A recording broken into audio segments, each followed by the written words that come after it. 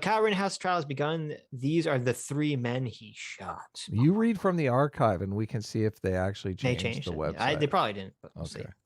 The man accused of shooting 3 people. 2 fatally during a protest in Kenosha. So they refer to 17-year-old Kyle Rittenhouse as the man. The man accused. Okay, so it's already off the bat. He's a man. He's not a boy, not a child. The man accused of shooting 3 people. I mean, they could say teen. He's 18. I mean, yes, that's true. Or so they just say his age. During protest in Kenosha, Wisconsin last year, standing trial this month. Defense lawyer says Kyle Rittenhouse, then 17, was acting in self-defense last August when he shot and killed Anthony Huber, 26, Joseph Rosenbaum, 36, and injured Gage Grosskreutz, now 27. So they're all significantly older. 26 to 36, yeah, 10 to 20 years older. Yes. Last week, Kenosha County Circuit Judge Bruce Schroeder said that the 3 men can potentially be referred to as rioters or looters during the trial, but reiterated his long-standing rule that the attorneys not refer to them as victims. I have yet to see a single mainstream media article that correctly characterizes the situation. The situation about the rioters and looters. And I have yet to see a single mainstream media article quote that the judge also said that the prosecution could call Kyle a cold-blooded killer in their closing statement if they proved it. Yeah. Rittenhouse is charged with felony homicide related to the killings of Huber and Rosenbaum and felony attempted homicide in connection with Grosskreuz's injury. That's interesting too. How could you accuse someone of attempted murder when he shot him in the arm? Let's see. Let me look at the charge. Count 4: attempt first-degree intentional homicide, use of a dangerous weapon. The above defendant attempted to cause the death of Gage Grosskreutz with intent to kill the person. How could you say that when he shoots him in the arm, which is generally not a deadly area, right? And then he has the opportunity. He could have kept shooting at him, but he didn't. Yeah, he neutralized the threat and then he shot him in the arm. Away. And because he only walks like a step away from Kyle after he shoots him in the arm. He could have easily shot him again and doesn't. Yeah, that is. Yeah. This is why Grosskreutz is going to be the interesting witness. It really is. Like, how are they going to prove that attempted murder when could he have shot? Could he shot him again? Sure. That's weird because, like, I'm really surprised that they charged him with attempted murder as opposed to just, assault with a deadly weapon or something. I don't know. Anyway, let me go find that tab again. He's also charged with possession of a dangerous weapon while under the age of 18. A misdemeanor. Oh, he has pleaded not guilty. How dare you? We're the mainstream media. We're after you. How dare you? Your insolence. How dare you claim to be not guilty? Yep. Here's what we know about the 2 men killed and the sole survivor of the shooting. Oh, you missed a paragraph. A jury of 20 people, 11 women and 9 men, was selected Monday. Schroeder said Monday that the group will be the group of 20 will be narrowed to 12 once deliberations begin. He went with a larger number of jurors because of the expected length of the trial, which he told jurors will last roughly 2 weeks. Now we're at where you are. Oh, they added that. That's not in the archive. Oh, really? Ha-ha. I don't know why they added that. Ha-ha. We're catching them. We're catching them in their fake it's not news. That's nothing. That's nothing insidious, but that's what I'm talking about. See, I told you they start with more people. I thought you said 30, but they start with more people and then they narrow it down. How could you say you spread fake news? I know. I said 30 instead of 20.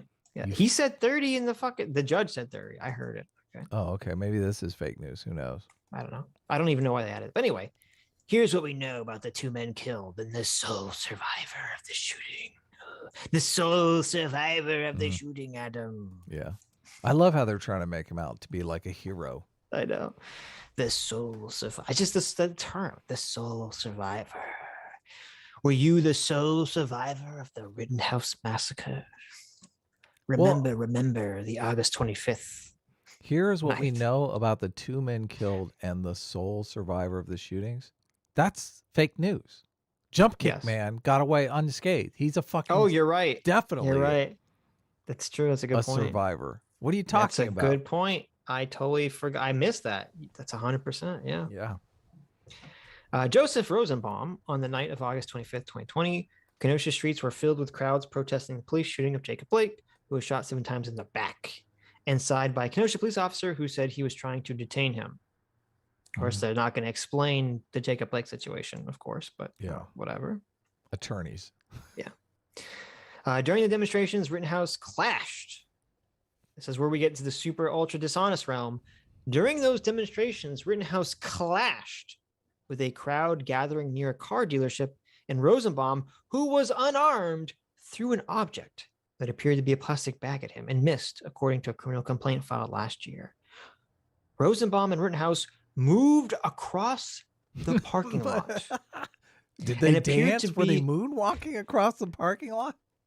Yeah. Did they dance? Did Kyle Rittenhouse challenge Rosenbaum to a dance off like the end of fucking Guardians of the Galaxy? Yeah. How was this moving across the parking lot going? I'm curious about that. Moved across the parking lot. Was Rittenhouse and Rosenbaum doing cartwheels? Were they playing hopscotch? Hopscotch. Hilarious. Well, what do you mean they moved across the parking lot? What kind of writing is this? Yeah. This is like 10 times more dishonest than the NPR to each other. Yeah. And appeared to be close to each other when loud bangs suddenly rang out and Rosenbaum fell to the ground, the complaint said. Okay. So I want you guys to imagine that you had never seen the video ever. Okay. And this is the only description you're given of the events. You have Rittenhouse clashed with a crowd. Okay. So this is so fucking CNN, fucking dishonest piece of shit. Mm-hmm. You said this is like way more dishonest than even the NPR article. Okay. When they use the word clashed, that makes it sound like Rittenhouse got into some kind of fight. Yeah. Altercation. That he had some culpability in with the people, with a crowd of people. Okay. When actually he was running towards the building and then he got stopped by Zemeski, who pulled a gun on him. Yeah, okay. Exactly. Yeah. Kyle Rittenhouse, going to stop protesters from destroying property, was confronted by Zemeski, who pulled a gun on him. Imagine the story being that. It'd be a completely different situation. I know. A more accurate picture, yes. Then it says, Rosenbaum, who was unarmed, threw an object that appeared to be a plastic bag at him, missed. And then, of course, my favorite, they moved across the parking lot and appeared to be close to each other. Okay. What a dishonest piece of shit. Who wrote this fucking arc? Who's the piece of shit? Christina Maxarius. Yeah, look her up. Let's check out her Twitter read. What does your fucking garbage Twitter look like? This is so dishonest. My God. Uh-oh. These tweets are protected. Really? You're kidding me. I'm not kidding. No way. Dude, people are fucking pissed. Dude, you're lying. Like, who? This is America. You're gaslighting the public in a way that is just, it's unconscionable. Yep. The sad thing is, though, when people speak up, when people go, listen, you're fucking lying about a 17-year-old kid. They are like, this is evidence of white supremacy.